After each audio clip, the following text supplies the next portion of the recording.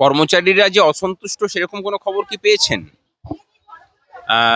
কর্মচারীদের হয়ে বিগত 4 বছর ধরে যে লড়াইটা সংগ্রামী যৌথ মঞ্চ, আমি বিশেষ করে উল্লেখ করব, দল রাজনীতির বাইরে বেরিয়ে করছে। স্বাধীনতার পর থেকে মানে দল রাজনীতির বাইরে বেরিয়ে ঐক্যবদ্ধ হওয়ার ঘটনা কিন্তু খুব বেশি করে ঘটেনি, পশ্চিমবঙ্গে তো ঘটেইনি।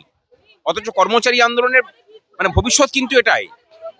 সেই যে ধারাটা আমরা তৈরি করতে পারলাম, এবং পশ্চিমবঙ্গে দাঁড়িয়ে পরে শুনতে হতো কোনো মানে দল রাজনীতির বাইরে বেরিয়ে আবার কোনো আন্দোলন হয় নাকি।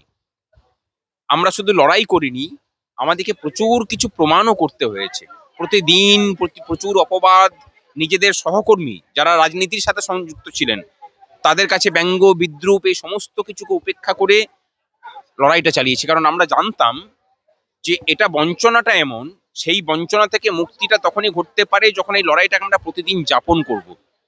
বিগত 1243 দিন ধরে আমরা প্রতিদিন এই লড়াইটাকে যাপন করেছি, যার ফলশ্রুতিতে আপনি বললেন যে এই স্থানটা একটা এপিটম হয়ে উঠেছে কিনা। অবশ্যই বর্তমান পশ্চিমবঙ্গে সাধারণ মানুষকে জিজ্ঞাসা করুন যে ভাই আন্দোলনের প্রতীক কি, তারা বলবেন শহীদ মিনার। এবং তার অনেকটা কৃতিত্ব সংগ্রামী যৌথ মঞ্চের, তার সাথে চাকরি প্রার্থী মঞ্চগুলোর। এই মঞ্চের এই যে আন্দোলন, তার পাশে বিরোধী দলনেতা হিসেবে বর্তমান মুখ্যমন্ত্রী বারবার থেকেছেন, নিঃস্বার্থভাবেই থেকেছেন। তার আশা নিয়ে আমাদেরই অনেক সহকর্মীরা বিভিন্ন প্রশ্ন তুলেছেন। আজকে যখন তিনি মুখ্যমন্ত্রী হয়েছেন তখনও বিভিন্ন জন বিভিন্ন রকম কথা বলেছেন, কিন্তু আমরা আমাদের যে লড়াই, আমাদের যে মত এবং পথ, আমরা বঞ্চিত, আমরা দল রাজনীতির বাইরে বেরিয়ে লড়াই করছি। সেই লড়াইয়ের সাথে যে বা যারা সহমর্মিতা জ্ঞাপন করতে আসবেন, সমর্থন করতে আসবেন, তাদের প্রত্যেককে আমরা স্বাগত জানাচ্ছি।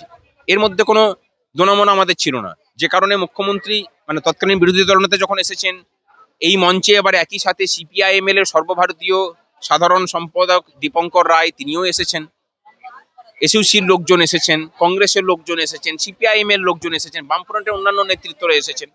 আমরা কিন্তু কারোর জন্য দরজা বন্ধ করিনি। আলটিমেটলি এই যে লড়াই একটা নতুন রাস্তা দেখালো রাজ্যবাসীকে, সেই লড়াইয়ের একটা আংশিক জয় আজকে উদযাপিত হলো বলতে পারেন। কথা বলবো, আপনি একটা কথা প্রত্যেকবার নির্বাচনের আগেও বলেছেন, একদম কোনো রকম ভয় ডর সমস্ত কিছুকে পেছনে রেখে আপনি বলেছিলেন যে সরকারি কর্মচারীরা যে কতটা গ্রহণযোগ্য এবং কতটা মূল্যবান এই সমাজের জন্য সেটা বুঝিয়ে দেবেন নির্বাচন পদ্ধতিতে অংশ নিয়ে। এই ব্যাপারটা একটু ব্যাখ্যা করবেন। আপনি একটা কথা একটু আগেও বলছিলেন একটা সাক্ষাৎকারে যে পার্টিকুলারলি কোনো দলকে ভোট দেওয়ার কথা যেরকম বলেননি, কিন্তু বলে দিয়েছিলেন আগের যে শাসক দল তাদেরকে ভোট না দেওয়ার কথা। এই কথাটা যদি দেখুন, চিরকাল একটা জিনিস হয় কি, যে কোয়ালিটির মানুষ কোয়ান্টিটি অ্যাচিভ করে। ধরুন জঙ্গলের মধ্যে একটা হাতির দল যাচ্ছে, সেই হাতির দলের দলপতি কে হয় না, দলপতি সেই হয় ওই গোটা হাতির দলটার মধ্যে যার যোগ্যতাটা বাকিদের থেকে পৃথক হয়, তার যার মধ্যে কোয়ালিটি থাকে। সেই কোয়ালিটি কিন্তু গোটা দলটাকে, অর্থাৎ কোয়ান্টিটিটাকে একটু অ্যাচিভ করে নিয়ে এই কাজটা করে। অর্থাৎ কোয়ালিটি যে কোয়ান্টিটি অ্যাচিভ করে, আমরা এই কথাটা বারবার বলে গেছি। সেই কারণে আমরা বলেছি যে সরকারি কর্মচারীরা, স্থায়ী অস্থায়ী কর্মচারীরা সংখ্যায় কত আছে সেটা দেখবেন না, বরং দেখুন যে সরকারি কর্মচারীরা কিভাবে জনমতকে প্রভাবিত করতে পারেন। আজকের দিনে দাঁড়িয়ে মুখ্যমন্ত্রী যখন বাজেট পরবর্তী প্রেস কনফারেন্সে যখন আমাদের আন্দোলনকে স্বীকৃতি জানান, যখন অর্থমন্ত্রী দাঁড়িয়ে বাজেট পড়তে পড়তে যখন ওই কথাগুলো বলেন, তখন এই কথাটারই স্বীকৃতি এখানে প্রতিধ্বনিত হয় যে কোয়ালিটি অ্যাকচুয়ালি কোয়ান্টিটিটাকে অ্যাচিভ করে। আমরা সেটা করতে পেরেছি, মানুষের কাছে গেছি। আমরা কোনো সময় বলিনি যে কাকে ভোট দেবেন, সেটা আমাদের নীতির মধ্যে পড়ে না। কারণ আমি যখনই বলবো যে অমুককে ভোট দেবেন, অমুককে ইয়ে করবেন, তখন আমি কিন্তু একটা পক্ষ নিলাম। আমরা কোনো পক্ষে নই। আমরা বলেছি যে তৃণমূলকে ভোট দেবেন না, কারণ তারা যদি আবার সরকারে ফিরে আসে এই রাজ্যটার কোনো কিছু অবশিষ্ট থাকবে না। নীতিগত অনেক জায়গা ছিল, দুর্নীতির চূড়ান্ত শিখরে নিয়ে গেছে। আপনারা দেখেছেন একজন গ্রাম পঞ্চায়েতের প্রধান, সে কয়েকশো কোটি টাকার মালিক, জায়গায় জায়গায় হচ্ছে। সামান্য একটা পৌরসভার কাউন্সিলর, সে 200-300 কোটি টাকার মালিক। দুর্নীতিটা কেমন জায়গাতে গেছে। এদের যারা এক একজন এমএলএ এমপি মন্ত্রী আছেন, এক একজন 10,000, 20,000, 30,000 কোটি টাকার মালিক। এর বিরুদ্ধে আমাদের লড়াই ছিল। আমাদের লড়াইটা ছিল প্রশাসনের ভিতরের যে মানসিকতা। তারা পশ্চিমবঙ্গটাকে কোনো অঙ্গরাজ্য হিসেবে দেখতো না, তারা পশ্চিমবঙ্গটাকে দেখতো ভারতবর্ষের মধ্যে আরেকটা স্বাধীন দেশ হিসেবে। এই যে দেখার প্রবণতা, এই যে মৌলিক জায়গাগুলোকে এইভাবে মানে ধাক্কা দেওয়া, আমাদের কাছে মনে হয়েছিল যে এই জায়গাটাকে বদল ঘটাতে না পারলে রাজ্যটা বাঁচবে না, রাজ্যটার অস্তিত্ব থাকবে না। আমরা খুশি যে সেটা করতে পেরেছি।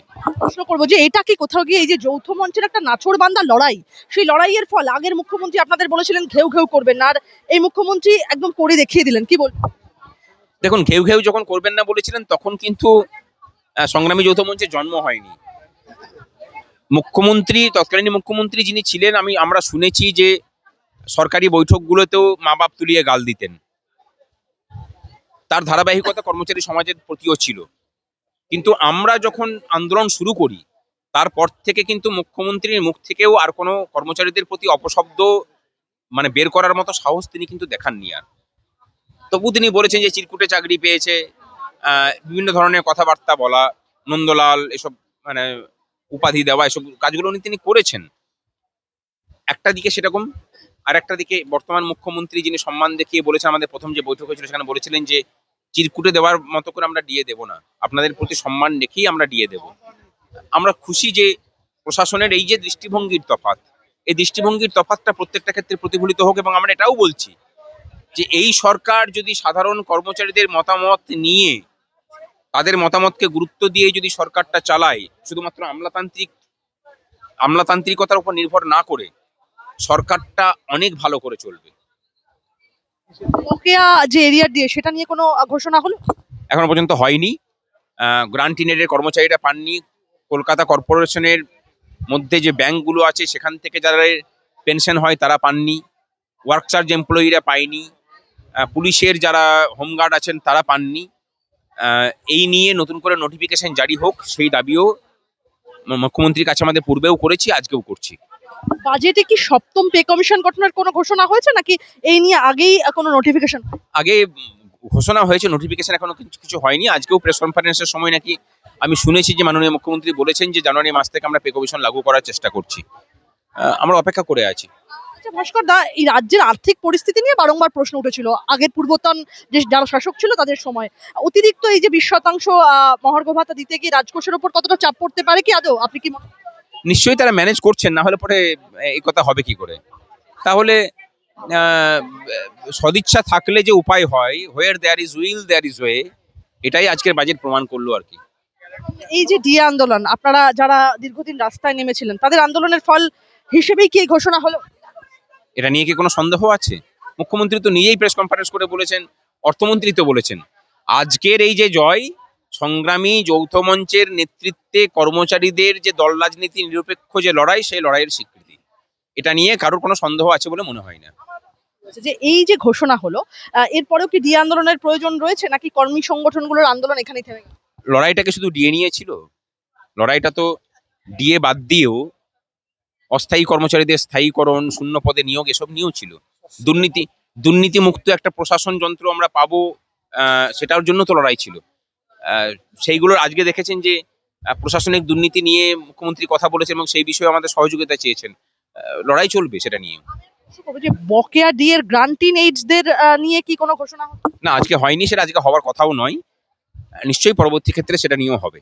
পেনশনভোগীদের ক্ষেত্রেও যে এই ডিএ বৃদ্ধির ঘোষণা হয়েছে, তাদের দীর্ঘদিনের দাবির কতটা সমাধান হলো বলে মনে হয়? দেখুন, ডিয়ারনেস রিলিফ এবং ডিয়ারনেস অ্যালাউন্স দুটোর মধ্যে তফাৎ কিছু নেই, নাম ভেদে তফাৎ আছে। 20%টা সকলের জন্যই কার্যকরী হবে। দুটো শেষ প্রশ্ন আপনার কাছে, যে কন্ট্রাকচুয়ালদের জন্য কোনো ঘোষণা হলো? হ্যাঁ, অনেক সেক্টরকে ধরে ধরে হয়েছে, কিন্তু সমস্ত স্তরের কর্মচারীদের কন্ট্রাকচুয়ালদের জন্য আমরা যে রোডম্যাপের কথা বলেছিলাম সেটা মনে হয় সরকার পূর্ণ করেনি। আমরা সেটাকে নিয়ে সরকারের সাথে আলোচনা করব। আলোচনার মাত্র যদি সমাধান না হয় তখন পথে নামতে হবে। তবে কন্ট্রাকচুয়ালদের বিষয়গুলোকে সমস্ত স্তরের কন্ট্রাকচুয়ালরাই কিন্তু খুব দুর্বিষহ জীবন যন্ত্রণার মধ্যে দিয়ে আছেন, সেগুলোকে লাঘব হওয়া প্রয়োজন।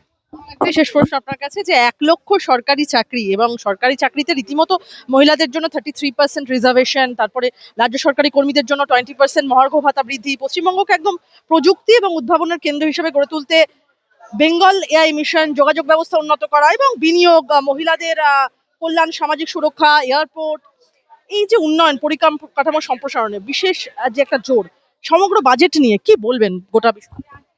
যদি পুরো বাজেটটাকে দেখেন আমি বলবো যে ভবিষ্যৎ পশ্চিমবঙ্গের দিশা নির্ধারণের একটা বাজেট এবছর পেশ হয়েছে।